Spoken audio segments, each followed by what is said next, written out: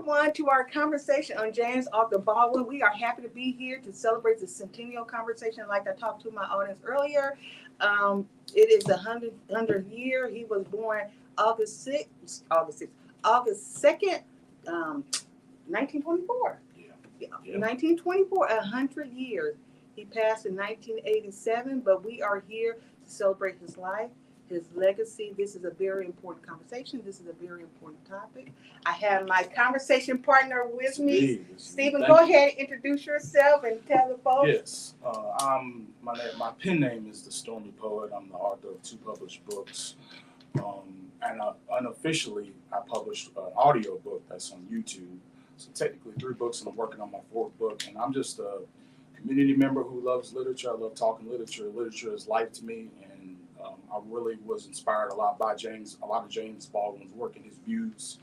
And so I'm somebody who just likes to talk about literature. I actually host a writing group here at the dock called the Writers and Readers Society. And we meet every second Saturday of the month. And we get together and just talk about the actual craft itself. We talk about like writing techniques. We talk about marketing techniques. Excuse me, allergies whoop my ass. But we get together and we actually discuss the actual craft, and all are welcome to attend, even people who don't even write. You know, people who are just fans of literature will show up, and we just sit around and chop up game. But that's pretty much the gist about me, and I'm here to celebrate our brother James Baldwin. I am so happy when I can reach out into our community and start this conversation, especially in the state of Texas. I think we're pioneering in terms of making the conversation in history relevant and moving the conversation forward. Before we get started, I do want to talk about Black August and what is Black August. And we talk. Can I mention one more thing? Go ahead. I'm a huge fan of the doc and what they do and what their mission is. What they do is literature is not sexy. The actual promotion of literary arts is not a sexy thing, and you really got to believe in this to do what they do. They're really committed to the mission and to spreading reading and writing literacy into the community, and they smack dab in the middle of the hood. They here and they out here and they doing it, and I have nothing but admiration for that. Most definitely, thank you so I have much. nothing but respect for that.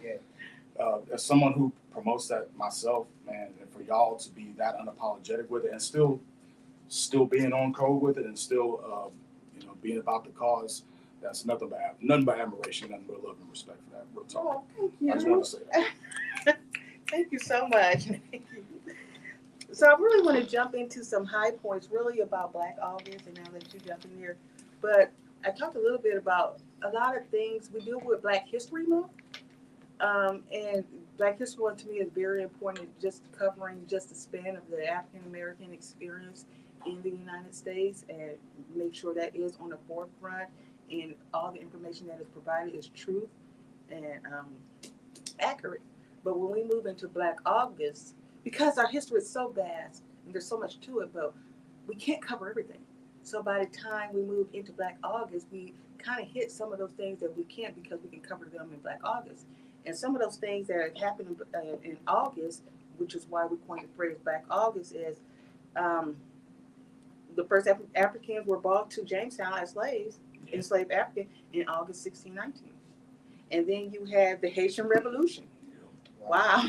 August 21st, 1791 through January 1st, 1804. If you look at history, you will find out a lot of purchases were made during the Haitian Revolution. So the Haitian Revolution paved way for a lot of opportunities for the United States to become the United States. Great Gabriel Prosser, 1800 slave rebellion occurred August 30th, 1800. The prophet Nat Turner planned and executed slave rebellion that commenced on August 21st, 1831. I can go in real deep on that, but I'm going to let that go, because that was after David Walker, and I am a fan of David Walker appeal. But in 1843, Henry Highland Garnett called a general slave strike on August 22nd. And the Underground Railroad started August 2nd, 1850. The March on Washington occurred August 1863. The Watts Rebellion, August 1965. August 18, 1971, the Provisional Government of the Republic of New Africa was raided by the Mississippi Police and the FBI.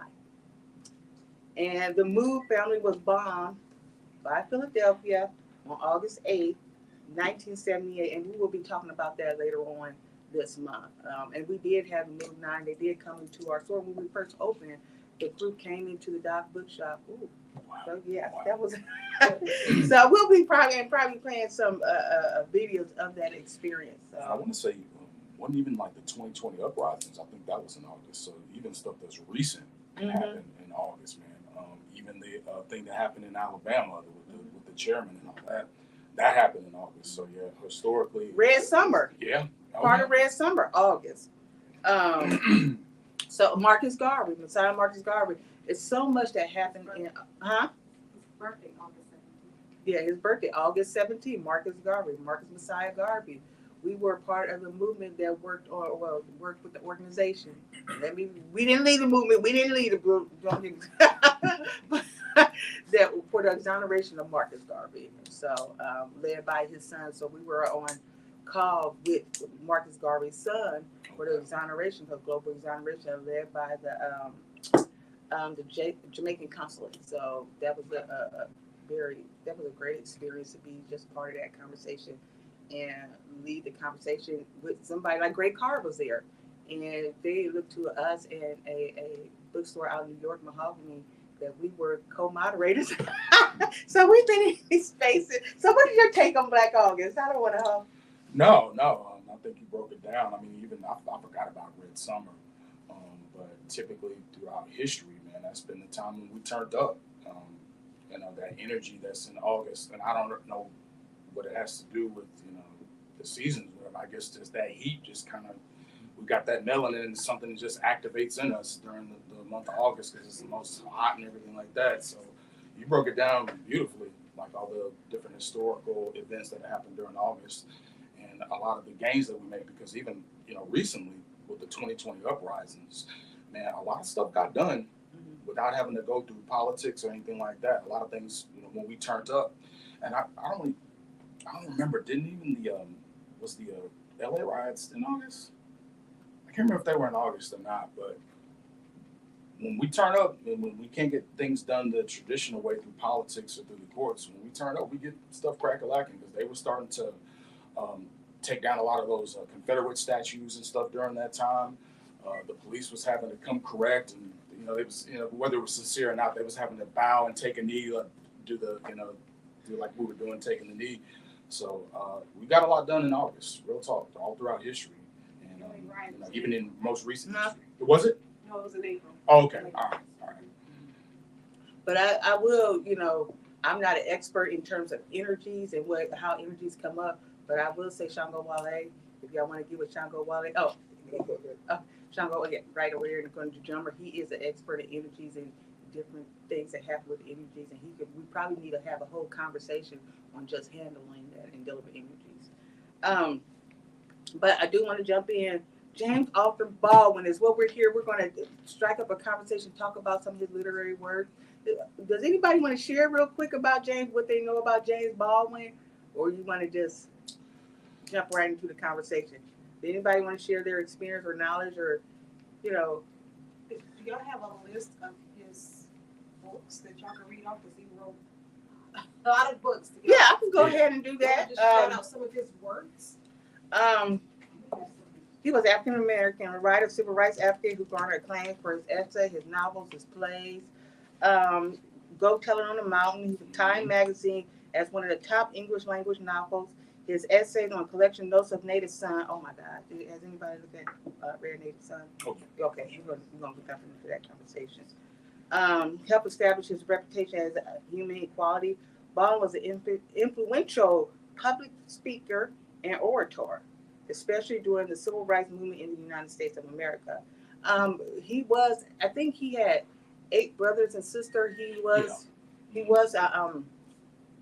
never knew his father. He didn't have a relationship with his father, but so he ended up taking the name of his stepfather, and so he was the oldest of all the children between his stepfather and his mother, Mr. Baldwin. I can think of his first name, Mr. Baldwin. So He had 8 children. He's the oldest. That's a huge task. That's a huge role. That's a huge responsibility. And all the way up until his end, they talk about his relationship with his family. He's always kept, even when he was in France, because he transitioned while he was in France, but he kept a good relationship with his family. Even when he transitioned in 1987, I don't know how old you are, but when I, when I was 1987, where were some of you guys at in 1987? High school. Middle school. Well, his last Middle school. nonfiction published work was in 1985, so that was when I was born. The year I was born. So Where was you at in 1987? I was here in Fort Worth working. I do remember it. I do remember when he died. Hot dog it. Oh. I sure did. stomach cancer. Because of Red Prairie at the time, Oh wow. before. when I found out, and this was a while back, when I found out back in college that he passed in 1987, I was about to graduate high school 2 years later, as 1989.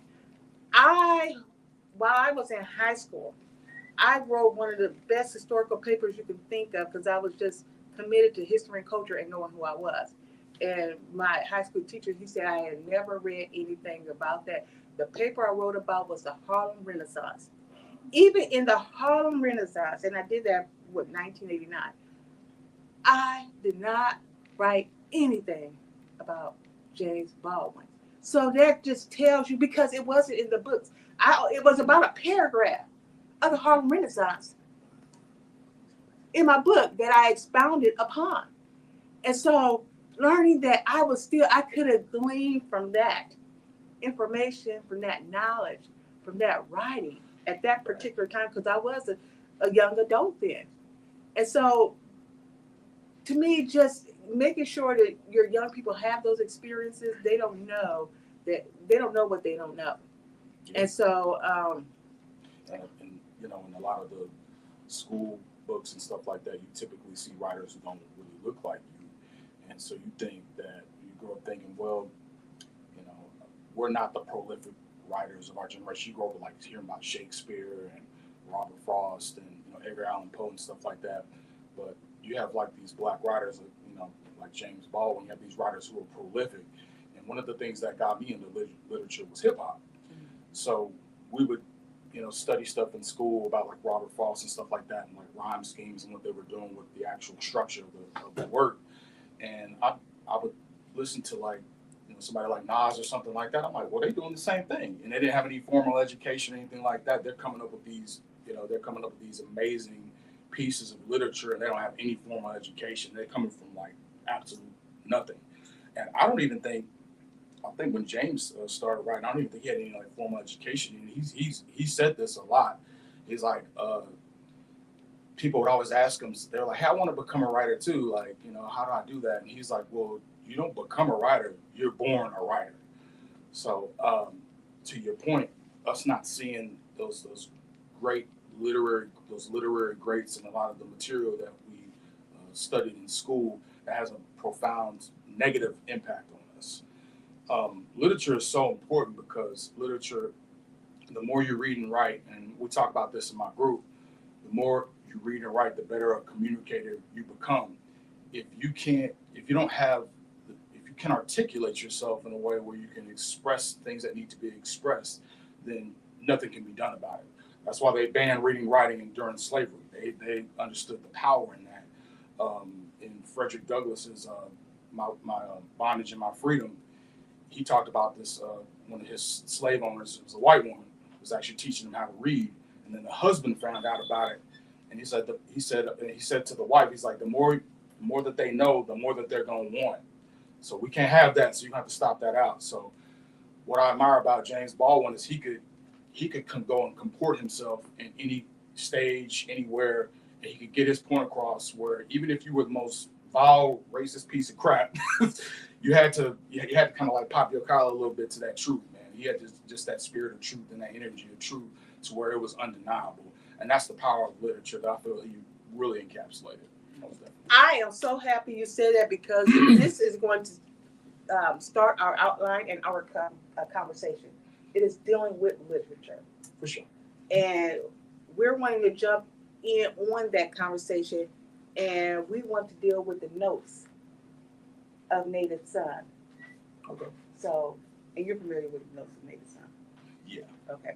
And so, yeah, we've already talked about that. You're like, oh man, why are we gonna jump into that? Has anybody ever read? We're done with literature. Has anybody ever read Native Son or visited the Native Son? Why don't you go ahead and give me background on Native Son? Well, I read a lot of his stuff, and I had to do like a crash kind of course thing. So can you jog my memory on that? Yeah, I had to do like a crash course on that. So Richard Wright's Native Son, and Yeah. he did a collection of essays from the notes of Native Son. okay. And in those essays, he just if you look at the book, it's high potent. It's very powerful of what's going on in Native Son and what that means to be black, what that means to be black in America. And Okay. and he deals a lot with, their experience. What are you going through? How do you feel? Right. And a lot of that is relatable to today and what we're going through right now. A lot of what he talked about is still prevalent today in terms of is that the piece where he was talking about because I think he referenced that in I'm Not Your Negro. Mm-hmm. I think he might have referenced that.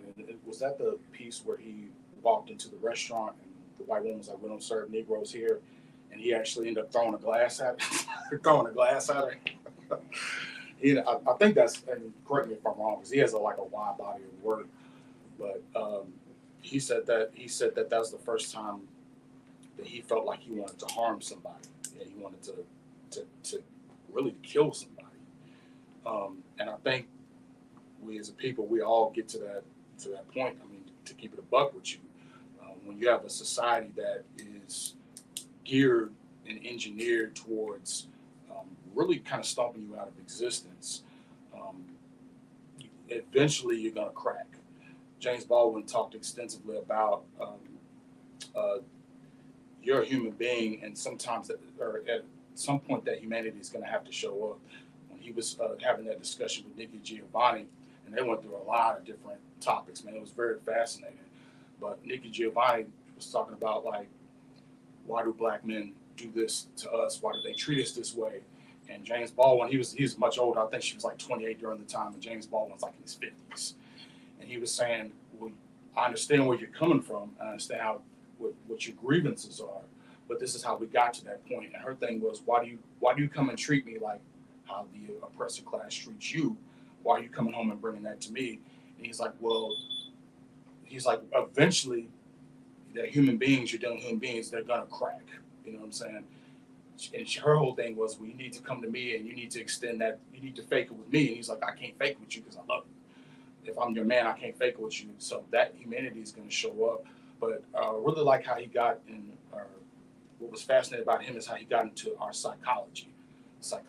And to your point about that piece, really not only just knowing it, but actually being able to articulate the psychology of how every black person feels when we're going around doing our daily life. And I really feel he broke that down and he gave like a voice to that. So you would see him speak and comport himself, and you would understand, oh, I'm not crazy. I'm not alone in my thoughts. These are the things I experience every day. So just him going in depth about his daily life, that really kind of gave what's the word I'm looking for? It really put that into not perspective, but it really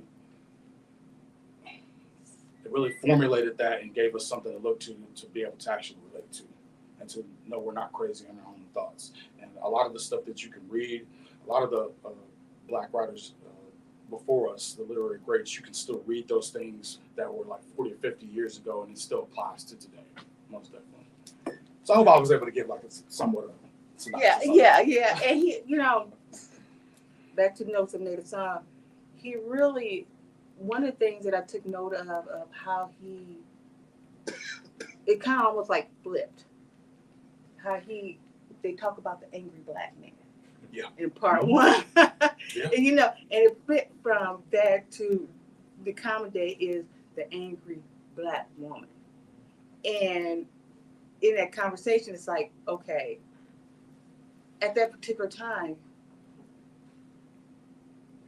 men, for the greater society, men were on the forefront for freedom and liberation and wanting to be men. Fighting for family, fighting for their children. And so when he wrote that part one dealing with the protest of men, you may see it angry, but let's flip this thing around. We're talking about freedom and liberation, but when the black man goes from that, he's criminalized, demonized for wanting the same thing that you want. And he's called angry. And we're doing freedom and liberation for all, justice for all. And they're demonized for that. Go ahead. That's why James Baldwin really intrigued me. As a young man, being the oldest child and in deep poverty, seeing all of his friends growing up extremely poor here in the United States and treated as though they were trash. At times, he said there was moments that he didn't even know how they were going to overcome, make it, selling his clothes. Don't know how he was going to eat and didn't eat for days at a time. And when he goes over to the friends, they're wondering, aren't you happy to be here? And he says, basically, no. My people are still there dying. They're still there poor. They're still there trying to exist. And so his courage, even though very successful, his heart was continually with us, with people, poor black people, because he knew we were not saved. That just based on getting up, being able to move or ride or whatever, going to France or whatever, he knew that the struggle was still here, and he never forgot. He represents and is part of the current struggle, although he was successful. He put aside his success in order to embrace the hurt, the pain of his people all around the world and say, this is not right. If you want to help me, help them. Because this is where my help me help them, and also, if not, just leave us alone. Right. We can't be alone. self-reliant. We don't really, in a lot of conversations, he wanted, he's seen what help looked like. He's seen what talking to Stokely, working with Stokely Carmichael.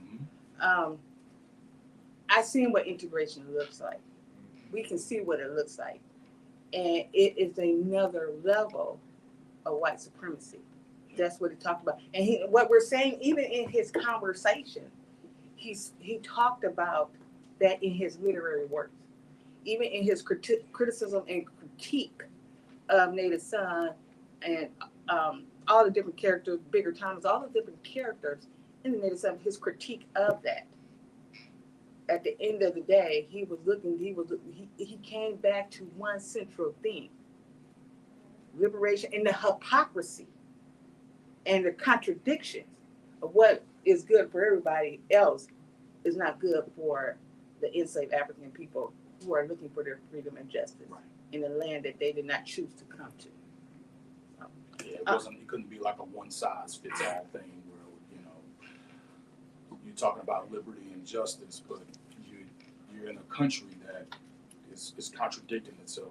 And what he talked about a lot too is even when it comes to white people, he said they're victims of it too, because they're growing up, and if the history is hidden from them, if they're not being given a subjective reality, then I think one of his quotes was, he said the loneliest person in America is a white man, and he's correct, because they've been fed a history that's not actually accurate, and they don't know subjective reality at a certain point. So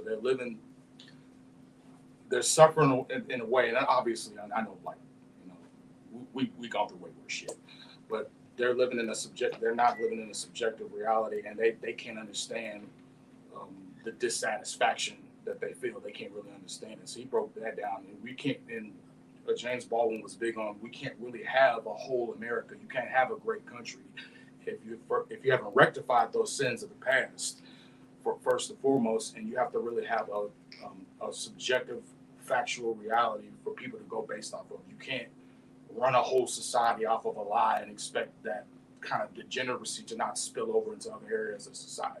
So you can't have a quote unquote great America until you rectify that problem.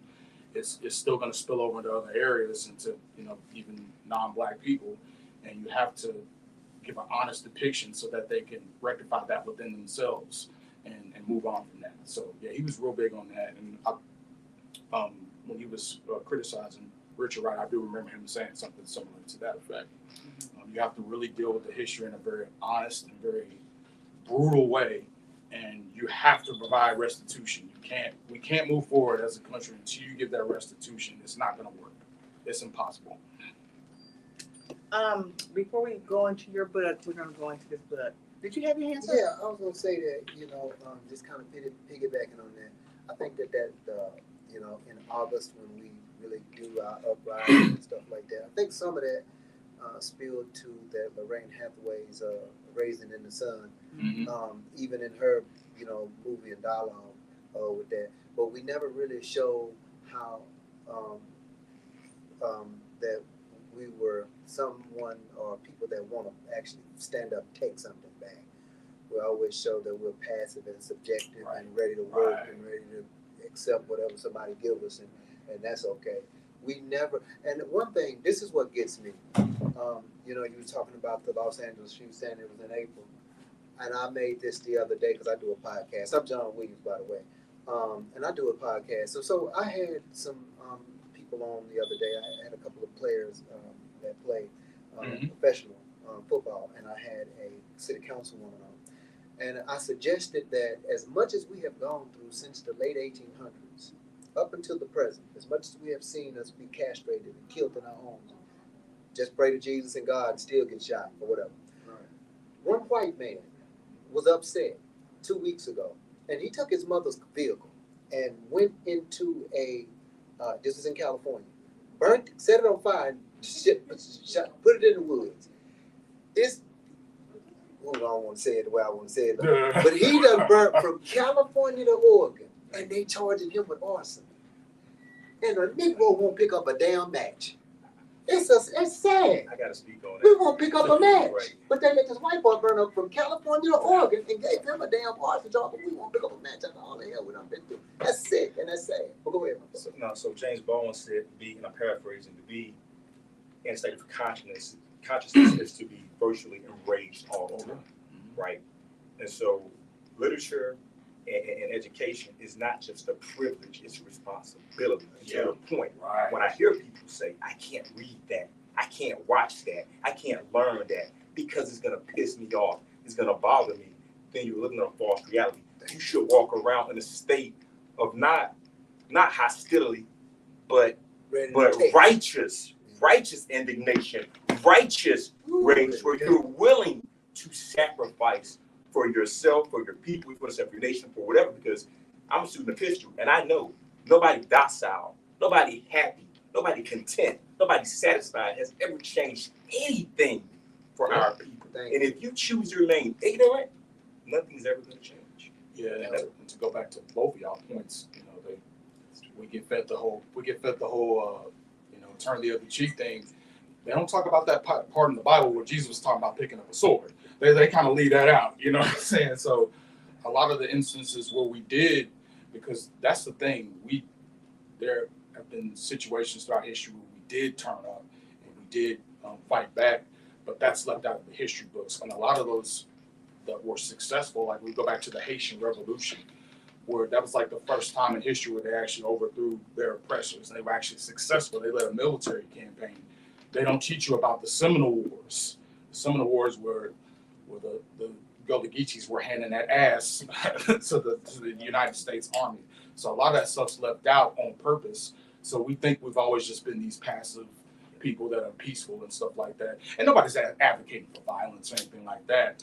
But in terms of standing up for yourself and defending yourself and successfully doing so, that's not something to be ashamed of. And to take it back to James Baldwin, he was always about that life. That little scrawny dude, he was for real. He was with the shits. So, and then, that's why I was chuckling earlier when he threw that glass. He threw that glass on the ass. He's like, that's the first time. Like, that's the first time I thought about taking somebody's life. How you gonna tell me I can't eat here? Vincent, I'm gonna get your commentary. Then I want to read something from Baldwin, in terms of dealing with contemporary issues. But go ahead. Speaking on the energy, I'm not an aficionado in that state, but my learning curve, there's something in August, there's things about us, about our culture that we really don't know. There's things that other people have studied and they do know. Mm-hmm. If you look at what happens globally on the planet, there's always something that occurs around March. There's always something that occurs around August, and then pivotal points in the year. Well, August is what they're called is known as the Lion's Gate, and if we look at lion, they say that the lion is representative of the tribe of Judah. So we, as a people, we really may not know who we are culturally, but if we look at, I think Nat Turner's uprising was in August, and he was given a prophetic vision. He was saying, God told me to do this. So it was an eclipse, right? It was an eclipse, the whole 9 yards. So there was something astrological about August, and that may be where we just let our inhibitions down and just go for it because we know that we're supposed to be doing that. And so far as James Baldwin making the connection, I read a little essay. I didn't know that his father was a minister and wanted him to be a minister. So but he wanted to be a writer. He was trying to do that, and he just left all of that. So I mean, a part of it is yes, we can't be afraid to speak out for ourselves. And I just love the fact that he like you say, literature. He tied the education with it, and he was able to go against some of I watched the clips of him and Dick Cavett, and I think it's F.E. Buckley or Bailey or whatever, those debates. I mean, you can play those today, and they're on point. Wow. Because as a people, there's something that we're not getting. We don't have to go out here and riot or do whatever. If we just sit down and just have a conversation, you'll see that there's something drastically wrong. Not saying with us, but with the whole System. period. And why don't we talk about that? It's enough talking about what the problem is. All we need to really do is talk about the solution. So I love when he said, just leave us alone. Just leave me alone. Just leave me alone. And we'll figure it out. As a people, we'll figure it out. And when we have throughout history, when we did or left to our own devices and left alone, we got stuff popping. And so that they can't afford to leave us alone. I mean, Oklahoma, classic example. When we left up, and Oklahoma's in the wilderness, But look at a few weeks ago, or they basically executed that woman. That was an execution. Yes. So what was that about? It's really to get our energy away from. Here we coming into August, we don't know. They say the FBI was formulated. They say the FBI was created to watch the black community for the rising of the next Messiah. If you go to the origins of the FBI, that's why it was created.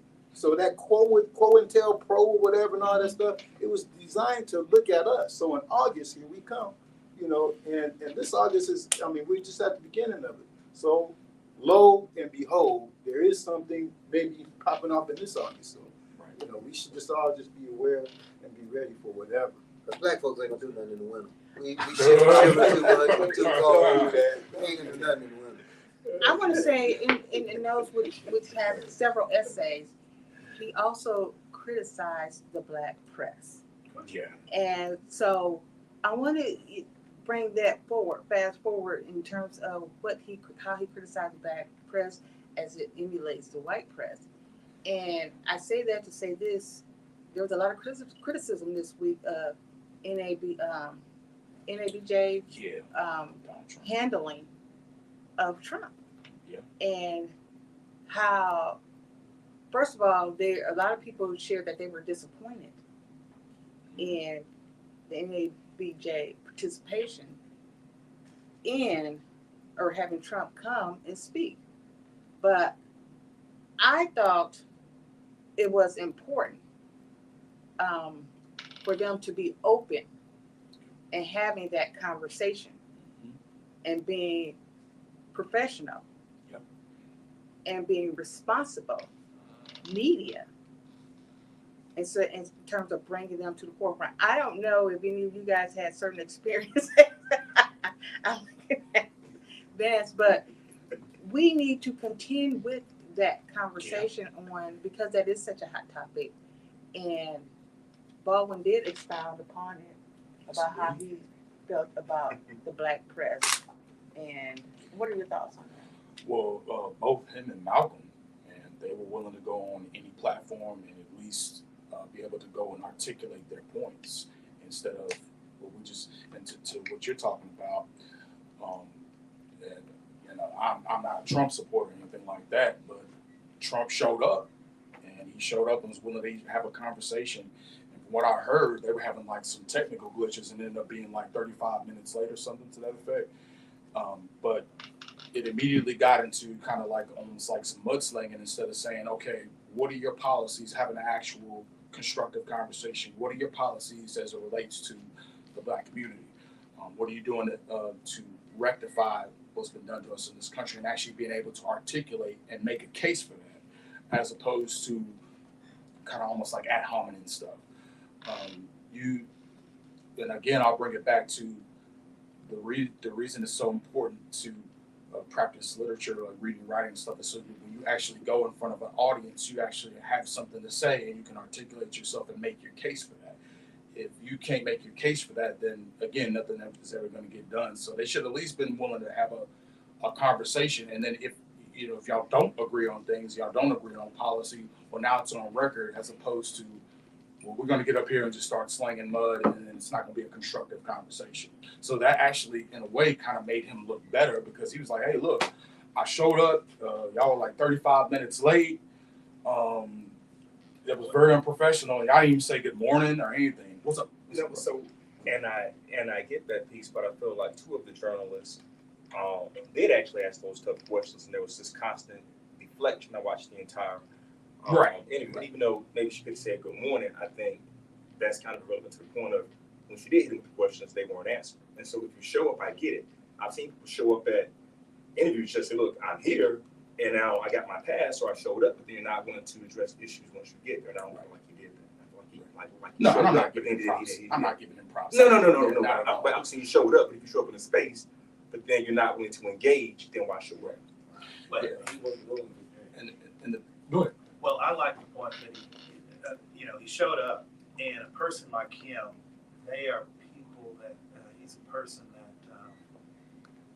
even when he's trying to sound open-minded or intelligent, he shows himself.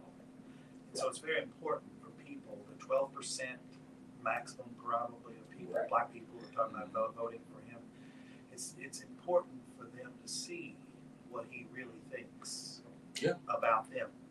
Yeah. It's very important. And so he let it out very clearly, the shallowness of what he thinks about what's going on. So that 12% or whomever is listening, who wants to support him, they can make their own choice based on that. As a journalist though, it's about making your case. And I personally, it should have been about, okay, we're going to need these reparations. We're going to need cash. We don't have to sit here and have a big, long discussion about it. All right, I'm going to articulate to you, this is why we need the problem is economics. During slavery, what was stolen from us was wealth. We worked for free, absolutely free. We built the wealth of this nation. We're going to need something back, because Trump is a businessman. If you're going to go and actually discuss something that needs to be very businesslike, and we're going to make our case, now he's going to say no. You dig? I know that, but at least now you have that on record. We made our case. We said what we were trying to say, and on record, this dude's flat out saying no. So it's like, all right, well, we're not going to vote for you. We're not going to support you. We made our case. We said what we want. These are our demands. These are our list of demands. Either you're going to come through and correct, or we're just not going to support you. And a lot of the reason why the Democrats are hurting them down bad right now is because we've made our demands known, and they're like, well, but I neglect. We got other stuff to deal with. We got to deal with Ukraine. We got to deal with Afghanistan. We'll get to y'all later. And then when voting time comes around, well, get us in there, and we'll make sure stuff gets done. And then 4 years goes by. Well, vote for us, and then we'll get some stuff done. So I feel where you're coming from. Both of y'all coming from. I'm not. No. Please don't think. No. But I think that's one of the criticisms of the black media. Oh, That is talking about Baldwin. That is. No, the Baldwin. Because that's what Baldwin was. That's what Baldwin was talked saying. about the press. He was dealing with the black press, and and emulation of the white press, and he wrote a lot of articles himself. Right. And as a writer and understanding the position, what he talked about then about the experience of black people, black citizen, black trauma, in the context of that particular time, where we're in that same state.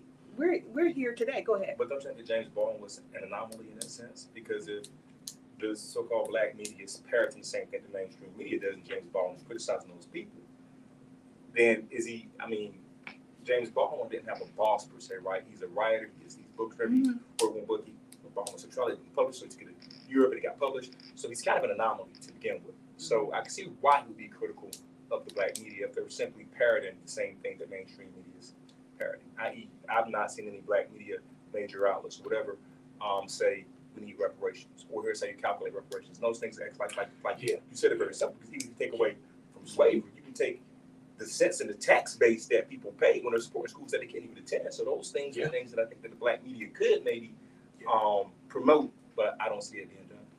And when we talk about the black media, I really don't know who we're talking about. Well, yeah, because I don't know who we're talking about. I mean, So have anything been cleaned up since?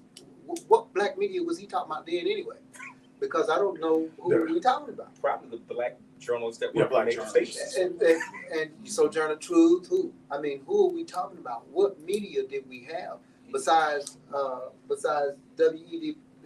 Du Bois and that kind of like media when they were, just putting out what was going on, what was happening to black people? Because that's the only thing we could do is really just talk about what's happening and who the hell we running from and where can we escape to? And when if you criticizing that, then hell, one thing we doing is still running. So I'm trying to figure out who are we criticizing? Yeah, You still got a few. we still got, but in essence, what are they criticizing? But what he's saying is the media then that he was talking about, did we even have that media then?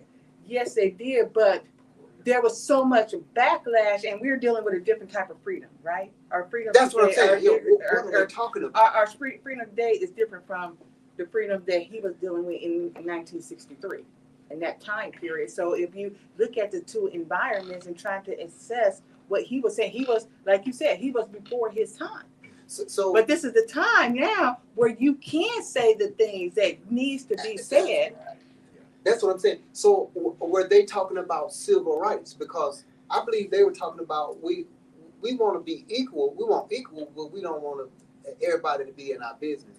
And we got to do business with y'all and give y'all the best of what we got and take the least of what you got. Mm-hmm. And that's got to be what he was talking about, because we're not in a position today for them to, like he ahead of his time, to see futuristically that we're making a bad mistake with what we have now than what we were doing then. Because then we're trying to get to the point where we are now, at least better off, but still with the same with the same being dominated. And so today, I think we could make a better argument with what he was saying then now than what he was saying then. Because then you knew who the enemy was, and you knew everybody was trying to fight that, or either was scared of it and was just damn scared to die. So that would be my ideal of it. And then you could only be so bold then anyway. Mm-hmm. Everybody now still is just as weak, nobody want to get on board to do it. Nobody ain't gonna want to die for nobody now. They're like then. And so my ideal would be the strong is only gonna survive in the end, because we can keep going around what we need to do, but it's gonna be war in the end. In the end, to free black folk was civil war. And that was what was gonna do it. And they was going around the conversation then, because nobody want to die. And then the first Negro to get off the dang train before freedom was the first one to get shot. Mm-hmm. So no, so it just comes down to, are we gonna go to war, or we gonna be passive and keep going around the ideal of what we got to do really to take over? Because that's what we at. Yeah, I just want to touch on that because that was kind of from the notes of James Baldwin, but I do want to jump into your book, the price of the ticket, before we run out of time here, and just kind of share from your. Yeah, and this there's a couple of quotes in here. This is basically a collection of all his nonfiction works, and it was a tremendous resource in preparing for today. And I wanted to give some read some excerpts from it, from a lot of his works. And one of the ones I got was from his piece called Journey to Atlanta, and it kind of ties in with the discussion that we're having. But one of the quotes in there says, since Negroes have been in this country, their one major devastating gain was their emancipation. And emancipation no one regards anymore as having been dictated by humanitarian impulses. All that has followed from that brings to mind the rather unfortunate images of bones thrown to a pack of dogs sufficiently hungry to be dangerous. If all of this sounds rather deliberately grim, it is not through any wish to make the picture darker than it is. I would merely like to complete the picture, usually presented by pointing out that no matter how many instances there have been of genuine concern and goodwill, the position of the Negro people, their position has not, in fact, changed, so far as most of them are concerned. Sociologists and historians, having the historical perspective in mind, may conclude that we are moving toward ever greater democracy. But this is beyond the ken of a Negro growing up in any one of these countries' ghettos.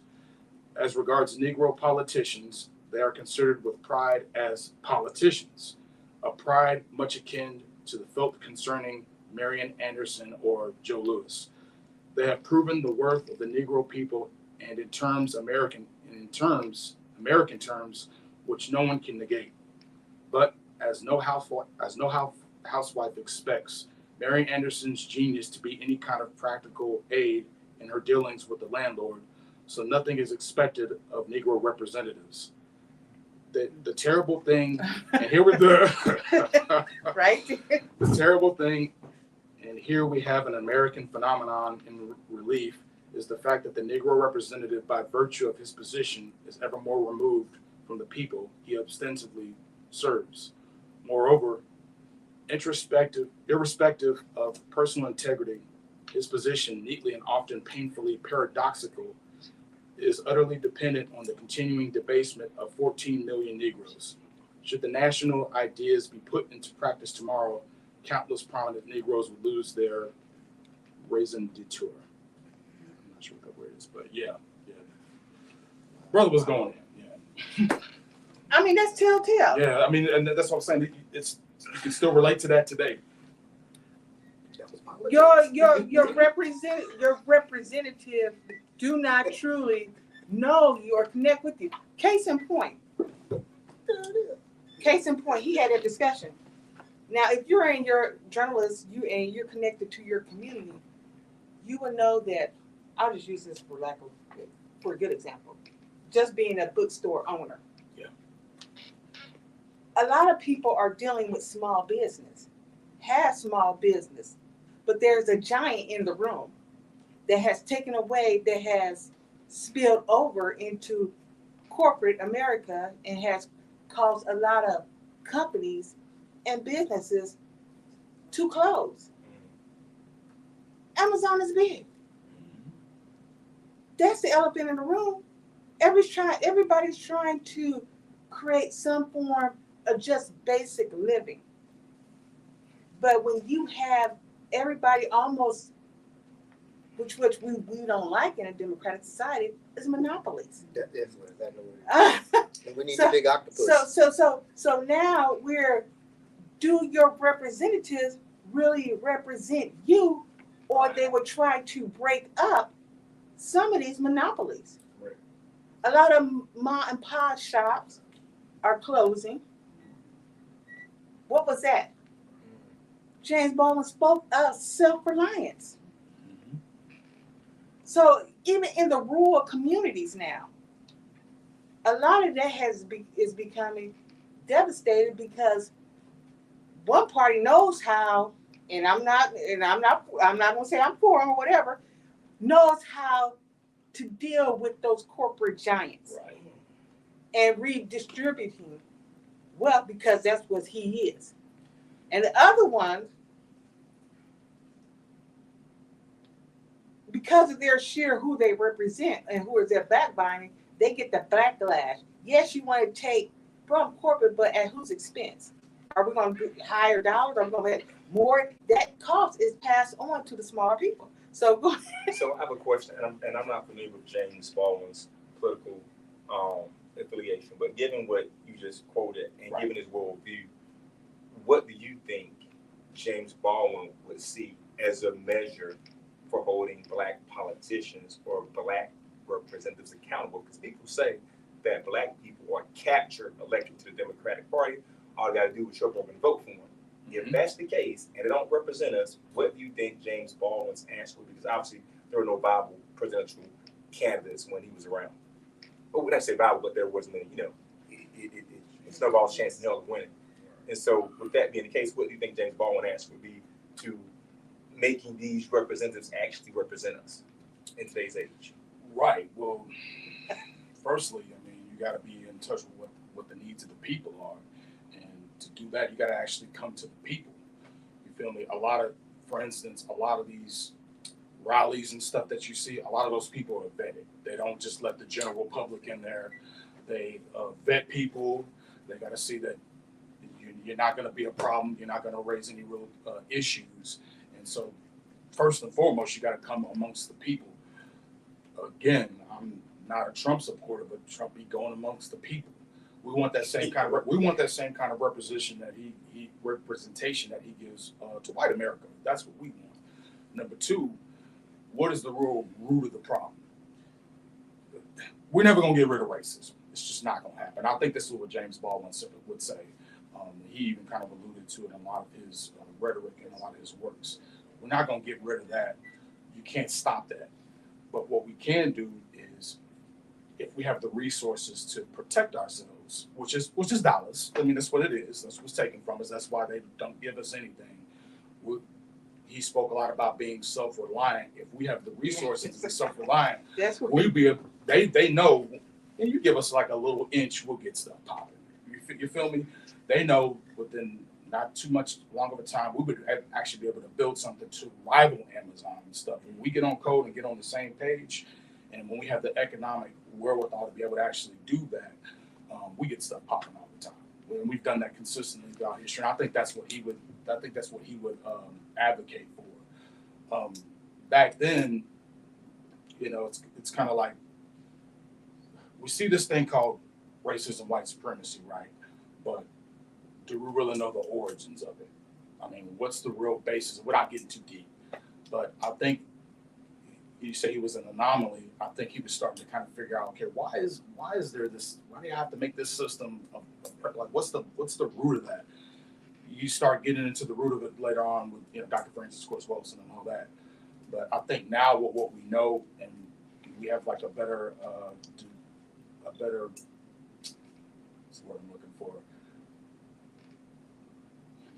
We have a pattern we can see now in the modern era. I think now we would have like a more better understanding of it. And I think he would speak in those kind of terms. Yeah. I would say that self-reliant, because he understood when he looked at the landscape, when he looked at that time period of what the promises were, and there wasn't it was not realistic. And in his commentary, he was like, you know what, just let us do for ourselves. Let us be self-sufficient, because of the environment we have today is a reflection of what was years ago. And if you really deep dive into history and understanding politics in America has always been with the African American at the root of it since its early beginnings. That's nothing unique. Even the first 5 presidents said the things that we did today to the African people will sustain us for generations to come. Generations in the future would have to deal with what we did, our policies, our the hypocrisy in the building of this nation. They're going to have to contend with that today. And so Baldwin understood that, historically speaking. And so his all root is self-reliance when it came down to every conversation, even in any major debate or conversation, is like, we just have to disconnect because it's so hypocritical. Even with the words of all men are created equal, except when I want to exercise my rights. You know, so there's so much. And go ahead. Yeah, I was just gonna say that I was real more intrigued by him after James Baldwin, after really watching The Owl and the Prize, is because I didn't realize how important he was. Coming up in ministry and stuff like that, we had this thing about if you were soft. And looking at Owl and the Prize and seeing who he was and how he spearheaded a lot of the civil rights, and saying that being by himself, because coming from the LGBT community that he was, and let it be known, and how accepted he was, and knowing that that's what he was, and not ashamed of it, but having the profound understanding that he did have, I think that propelled him as well, and that really intrigued me and enlightened me to see the great leaders really bringing him into the forefront, not saying, well, you part of the LGBT, you don't need that, black folks don't need, but for them to do that, that opened up my eyes to a lot of different ways, a lot of different fighting, because we need everybody. And we can't push but what he did, I'm gonna let you answer. But what he did when he spoke, he always spoke on the sanctity of relationship. Because you're talking about men, you're talking about women, and then you're talking about children. That was his constant argument. So yes, he was a part of that. But at the end of the day, and let me just make this, I'm gonna make a really clear example. Me and my business partner, we studied in Jamaica, early 90s, when a lot of African American students were not spending semesters abroad. When we got back into the States, we sat on panels to say, you know, what was your experience like? And I recall one young man got up and said, you know, I understand your fight because I'm dealing with things as a homosexual. I said, no. If I go to Germany, if I go to any airport, they're going to see me coming. They're going to make a stereotype seeing me coming. And he understood that, what the true fight was. Some of that stuff you can camouflage. When I can't go in with a white thing, it's not going to work. When I walk in to any airport, they're going to know I'm some type of African, and when they speak, they're going to, you know, narrow it down. But there was only so many places that we can go as African Americans, and this was the early 90s. We couldn't go to Africa. Some students were going to Africa. Some of the students were going to Germany. We had our choice, Caribbean or London. That was our choice. And so Baldwin, in most of his commentary, he always uplift marriage, family, and children. You can look at any documentary. Yes, that was his preference, but his mission. No, I'm not against nobody out there. I'm not. Let me just say that. Don't criticize me. I'm not against any community, but you can go back and look at his conversations yourself, and see how many times he talks about that versus what the experience is of Black citizens. That's real talk. And to your point, to echo what you're saying, he was big on family and the roles of the man and the woman and the children and stuff like that. So he never really led with his sexuality. It was I'm not oppressed because of that. I'm oppressed because I'm Black. So we're gonna need to deal with that. And like you said, no one knows that unless you tell them. And, you know, there was this thing going around for a long time, this notion that, you know, the black community is homophobic. No, we're not. Not at all. We're the most accepting damn group ever.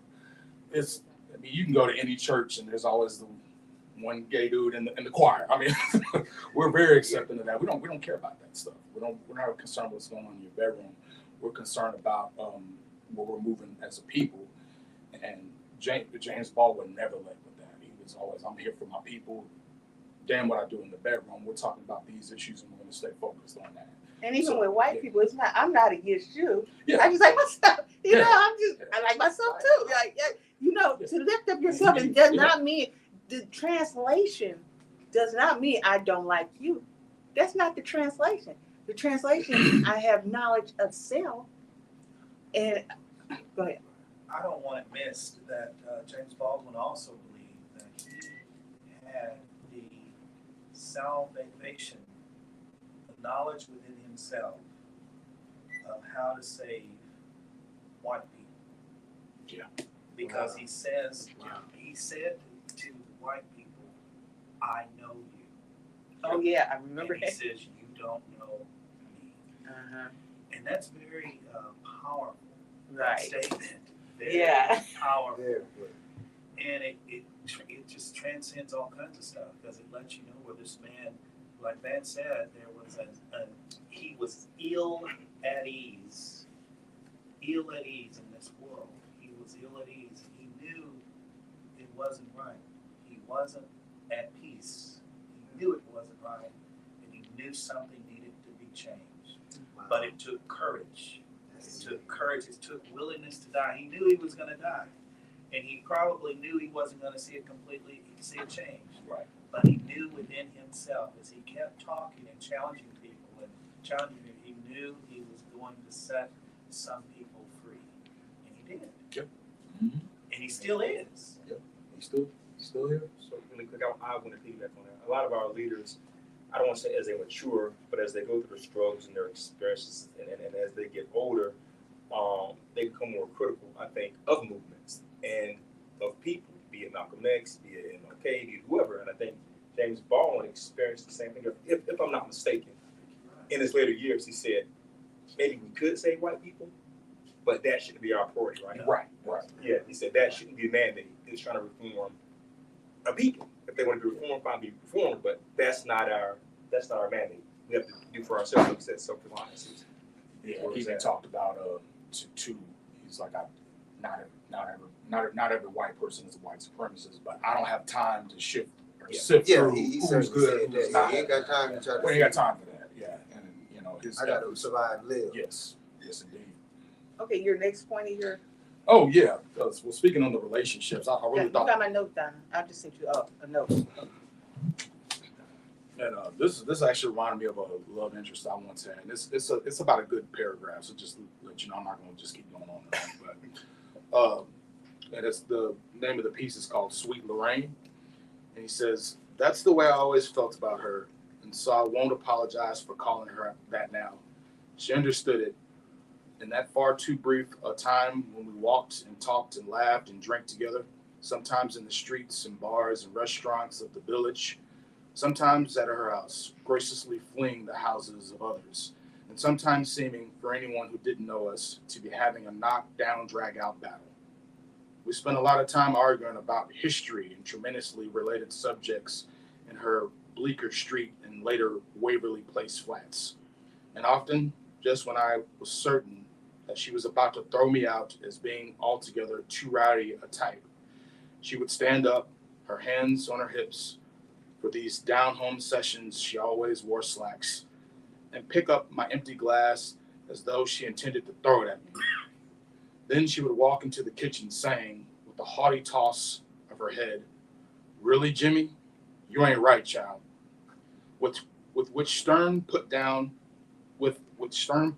she would hand me another drink and launch into a brilliant analysis of just why I wasn't right. I would often stagger down her stairs as the sun came up, usually in the middle of a paragraph and always in the middle of a laugh. That marvelous laugh. That marvelous face. I loved her. She was my sister and my comrade. Her Her going did not so much make me lonely as make me realize how lonely we were. We had that respect for each other, which perhaps is only felt by people on the same side of the barricades, listening to the accumulating thunder of the hooves of horses and the heads of tanks. The first time I saw Lorraine was at the Actors Studio in the winter of 58, 59. She was there as an observer of the workshop production of Giovanni's Room. She sat up in the bleachers, taking on some of the biggest names in American theater because she had liked the play and they in the main hadn't. I thought that was dope. Now, what's your Little romantic interpretation? thing. Oh, it's just romance, man. He was real big on true, genuine love and relationships, and really wanting to understand your partner and understand the where your partner was coming from and putting themselves in your shoes. And to me, one of the things I like most about James Baldwin is he could write anything. I think that's the mark of a good writer, is being able to do anything. Maya Angelou was like that. Being able to do plays, being able to do romance, being able to do serious topics, being able to do like technical writing, like articles and stuff like that. The dude could do it all. And I think like as a writer myself, I want to encapsulate that same thing and push myself too. And one of the things that literature really touches on is romance, and that's one of my favorite subjects to write about. So that's what I got from that. Just those small, intimate moments that make relationships what they are. And my question Really is, who were some of his inspirations? Who inspired him to do? He was just a fan of literature in general. But yeah, like Frederick Douglass, just even like your typical like Robert Frost, Shakespeare and stuff like that. He cited them a lot. And plus, James Baldwin was a big fan of history. I think it was Malcolm X who said that history is out of all the subjects, it's the most rewarding. So he was a real big history buff. I'm a huge history buff. And if we're even just talking about technique, the more you know about history, the more you experience life, that makes you a better writer. So even aside from his ideology, just as a prolific lyricist, as a prolific literary artist, he gives me a lot of inspiration. Just from the level of excellence that his work was and how vast it is. Like she was asking me earlier, what do you think about that? I'm like, well, he wrote a lot of stuff, so it's hard to recall back certain things, but just being so prolific is really inspiring. And I think at the times too that they were in the middle of what they were into, I think everybody, for the bettermost, was so serious and was so wanting to see change and was so dominant toward that factor, Right. that you couldn't really miss nobody. If they were in the day's time, they'd miss half the damn black folks that they come across, because we'd be the head to be in the damn in his phone. Yeah. You miss everybody. And you would be like John G. Jackson and Henry Clark and all those who died with a passion to give us the understanding that we were here first. We didn't come from no boats like other people saying we did. Yeah. And we have been here for the longest. And this is ours. And the only way we're going to get it back is through war. And Francine Cress Wilson has said it the best. We're at war. And I believe they mimicked those words behind James Baldwin and all the rest of those. Yes. To come up with a plan of attack for us. And we just haven't done it. And I believe those who are at the end of their road now, we have to come up with some type of plan of attack and really do something. And I think I can't think of his name right now. With Powernomics, whatever. Claudia. I think that's the best. That's the best plan of attack to give to any damn president, vice president, whoever the hell better be something. To say, hey, this is what we want. This is what we want to do, and this is what we intend to get. And if we don't get that, well, hell, we're gonna burn this shit down like the white boy did in California. Y'all just charged with arson. Since they don't charge with arson, they killed at least 10,000 of us during the riots of LA. And charged one white dude with arson. And it comes a time to burn shit to 2020. You feel me? But I think what we're doing right now is a form of warfare. We're all in the same room. We're all on code, supporting the black businesses. Like, not to pop my own collar, but I give to them because they let me have like my little space over here. I just donate to them. Shit. I appreciate y'all because what they're doing. Yeah, that, I want to give them a hand in So stuff like this and just having these conversations. And another thing too is really lionizing our icons, man. What we're doing right now with Brother James Baldwin, because he's transitioned, but the dude is still here. His legacy still lives on and is still powerful and it's motivating us. So he had a life that was not in vain, and we're sitting here discussing them right now, and it's very powerful. That's why I was saying that he was on two fronts, because he was accepted the way he was, but at the same time, he had a genuine passion, and you couldn't push him. You couldn't push him out. He wasn't gonna let you nowhere, and I believe he was ahead of his time, and he was so necessary for all of us. Yeah. And the thing too is he was real big on. He inspired me. Be the writer you were meant to be. The blackest thing you can do is be who you were meant to be. We're all unique. We're not one monolith. Be yourself, and don't let this system take that away from you. That's the most gangster thing you can do. Real talk. Absolutely. Yeah, for sure. So you got any more points? I've been hogging. Yeah. No, it's just interesting. We won't go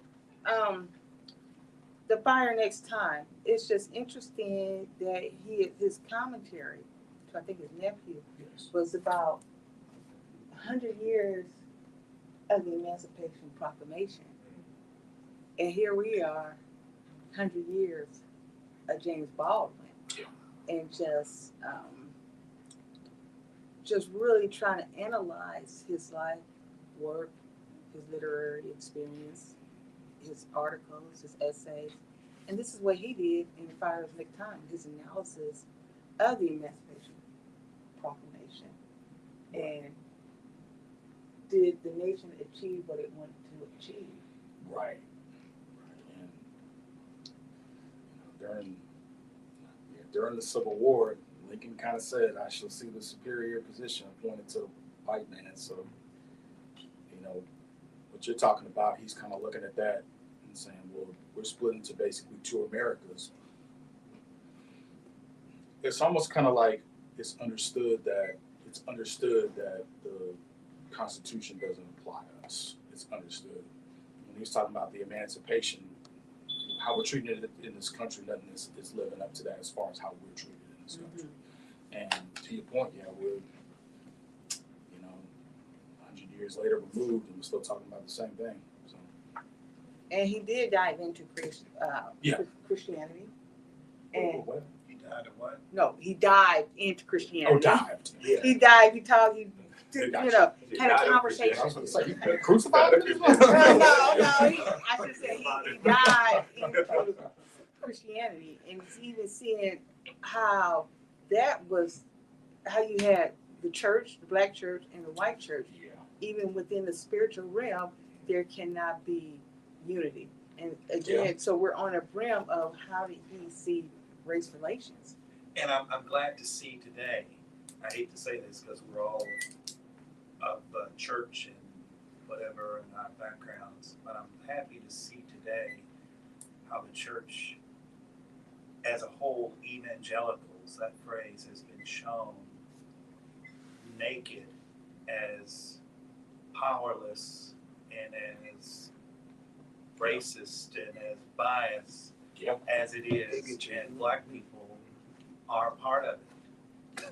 And I hate to say it, but I'm so glad that it's out there now. And so you can do with that whatever you want to. But they're doing with what they're doing within Project 2025. It deals. But James Baldwin had an issue because he was also a person who studied the Bible as well. Right. He had a problem with the way people use it. And things. So that's amazing that it's out in the open, but now they're going to the foundation, and we understand Christianity at one point was weaponized against enslaved people, and so to see, I don't know if we did have a conversation last Thursday on Project 2025, and we have weekly conversation on Project 2025, but it is loaded. And you know, again, this James Baldwin, his mind, his thinking, how well read he is so crucial in examination of what we're dealing with. And it is so important because this is in writing. I applaud the whole effort. I've got to go on record. The organization, I know she's wrapping me up. Project 2025 is nothing short of what every group, especially during politics, should organize into. Not complain about it. Let's get our Project 2025 a position, a thrust, you know, and we do have something as comparative, the Poor People's Campaign. So every group that is under attack has a platform, and get this, backed by money. so that's They passed that. a lot of okay, I'm sorry. Yeah, so I'm trying to keep you on schedule. I'm keep you on schedule. So now I'm going to close out with this quote. Did you still want each person to share a James Baldwin quote? Because we run out of time. Yeah, you want to who want to start? 'Cause I gotta find mine. I can. Okay, So everybody fill up your phones and find James Baldwin to share. I got. I got to go. Yeah. You can't repeat it No. because we got so many quotes. So we got to Right. hear it. We got to find another one. The quote I have of him is says, "Love does not begin and end with, love does not begin and end the way we seem to think it does. Love is a battle. Love is a war. Love is a growing up." So if you want to, we have a lot of items on the Doc Bookshop page, even in Black August. If you go to their page, and we have a lot on James Baldwin. But I would say for me, that my favorite quote is, "You think your pain and your heartbreak are unprecedented in the history of the world, but then you read." Of course. Which is on the door. Which is on the door. I often wonder what I'd do if there weren't any books in the world. Wow. And that is, again, what we're headed to. Everything is coming, 180 and 360 at the same time. Like, so imagine that.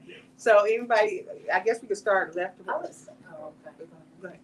One of my favorite quotes is, "Not everything that is faced can be changed, but nothing can be changed until it is faced." That's Ooh, a good one. I share I love that. that one. I like that one. Oh, that's a good one. Mine is, love takes off the mask that we fear we cannot live without, and no, we cannot live within. Bars. Might as well reference to it. To be a Negro in this country and structurally conscious is to be in a rage almost all the time. Yeah. Wow. That's a deep one right there. That's We can just pull them out for days.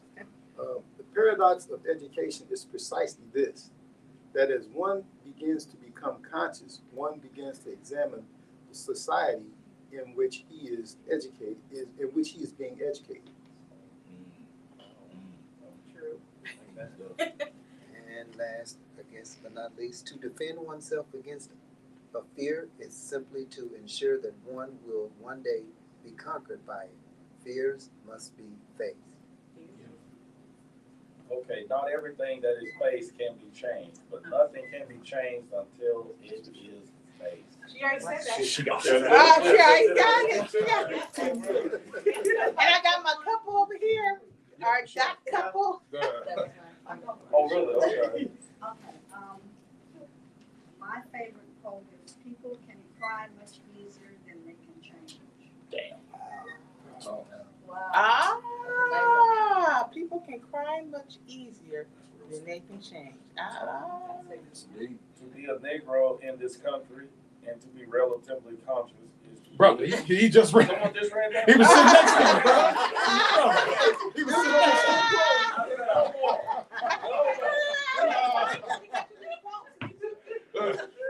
You must be the main one. All right. Yeah. Finish the rest of what the person I can't get myself in there. finish the rest of it. word love here, not merely in the personal sense, as a state of being or a state of grace, not in the infantile American sense of being made happy, but in the tough and universal sense of quest and daring and growth. Listen, you know, All right, did you find one for us? Well, my internet's not working anyway, so. So, The most dangerous creation of any society is the man who has nothing to lose. Yeah. oh my God, that's a wrap right there. oh my God. So, thank you. I want to thank everybody that came out. Everybody that's looking at us online. I truly appreciate it. I hope this is an ongoing conversation. This is the beginning of many conversations because this is such an important body of work. Our brother here has a podcast show. Maybe he can have a part 2 on his show. You know, he had in Notes of Native Son. He had all these different parts. So maybe you can have like the part 2, and we'll do another conversation. Let everybody know So I'm John Williams. My podcast show is the John Williams Shepherd Show. It's YouTube, also StreamYard. You can catch me at JeShepard, JeShepard76@gmail.com, or you can contact me at 1-682-294-3605. So he's going to probably have another conversation that we can all be on. So like, follow, share with us, and then when we get the information, we'll post it here. And anybody else want to talk about their experience or their business or anything like that, or if they're doing an upcoming conversation? Yeah, you can find all my platforms at thestormypoet.com. It has like all my books and all my podcasts and all that stuff. So just thestormypoet.com. Alrighty, close it up. Thank you for Thank you. Thank